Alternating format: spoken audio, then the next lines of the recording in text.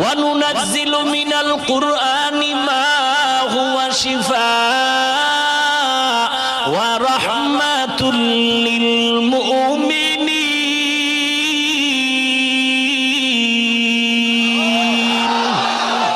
আল্লাহ বলেন আমি কোরআন অবতীর্ণ করলাম, বাল হুয়া কুরআনুম মাজিদ ফি লাউহিন মাহফুজ। এটা এমন এক কোরআন, এটা তো লাউহে মাহফুজ থেকে এসেছে, এটা মানুষের বানানো না।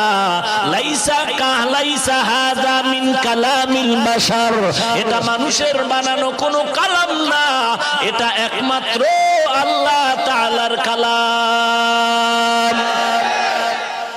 বেঈমানের প্রশ্নের জবাব দিলেন।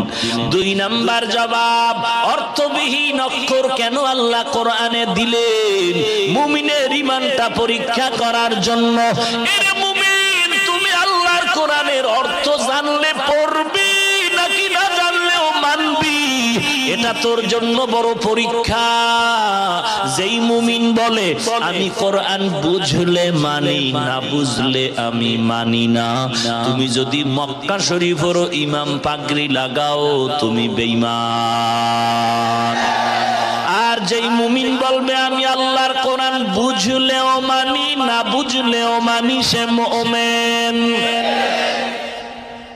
আল্লাহর কোরআন বুঝলে মানবেন নাকি না বুঝলেও মানবেন?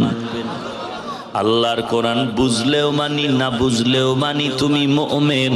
আর যারা বলবে আল্লাহর কোরআন আমরা বুঝলে মানি, অর্থ জানলে মানি, অর্থ না জানলে আমরা মানি না, তারা বেঈমান। এখান থেকে ওই প্রশ্নের জবাব স্মরণ রাখতে হবে। যারা বলে কোরআনের অর্থ না জেনে পড়ে লাভ নাই, আসেনি? শুধু আসেই না, এই চক্র কিন্তু এখন মারাত্মক রূপ ধারণ করেছে। কোরআনের অর্থ না জেনে পড়লে নাকি লাভ নাই। যারা বলবে কোনো দলিল লাগবে না, বিনা দলিলে, তারা ভণ্ড, তারা ভণ্ড, তারা ভণ্ড। সবাই একমত? যারা বলবে কোরআনের অর্থ না জেনে পড়ে লাভ নাই, তারা কোন যুক্তির গুল্লি মারি, বিনা যুক্তিতে তারা, যারা তাদের ভণ্ড বলবে না তারাও ভণ্ড। এরা কোরআনের বন্ধু না দুশমন? কোরআনের অর্থ না জানলে তুমি পড়বা না। ওই মৌলুভি, লুভি, লুভি লয় রস্যকার, মানে মধুর লোভ, দুনিয়ার স্বার্থের লোভ।